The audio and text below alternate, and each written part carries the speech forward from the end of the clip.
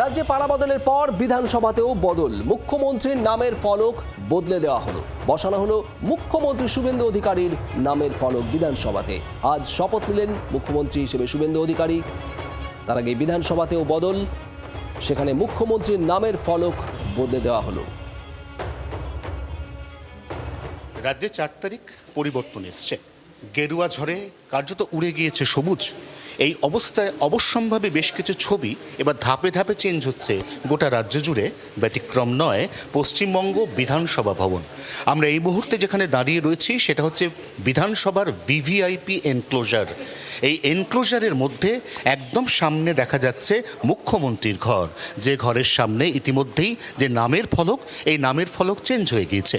লাগোয়া যে ঘরগুলো রয়েছে এই ঘরগুলোতেই বসতেন পার্থ চট্টোপাধ্যায়, চন্দ্রিমা ভট্টাচার্য, মলয় ঘটকের মতো ক্যাবিনেটের হাই র্যাঙ্কের মন্ত্রীরা। এবারে এই ঘরগুলোতে কারা বসবেন তা এখনো পর্যন্ত পরিষ্কার নয়, কারণ মন্ত্রিসভার গঠন এখনো পর্যন্ত সম্পূর্ণ নয়।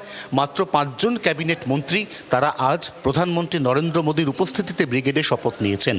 পূর্ণাঙ্গ মন্ত্রিসভা গঠনের পর মন্ত্রীদের কাজের গুরুত্ব বুঝে, মুখ্যমন্ত্রীদের কাছে তাদের কত দ্রুত যাতায়াতের প্রয়োজন সেটা বুঝে এই ঘরগুলো, অর্থাৎ বাকি ঘরগুলো, সেগুলো বরাদ্দ করা হবে বলে বিধানসভা মার্শাল সূত্রে খবর। জি 24 ঘন্টার জন্য ক্যামেরা অরিন্দমের সঙ্গে অয়ন, বিধানসভা ভবন, কলকাতা।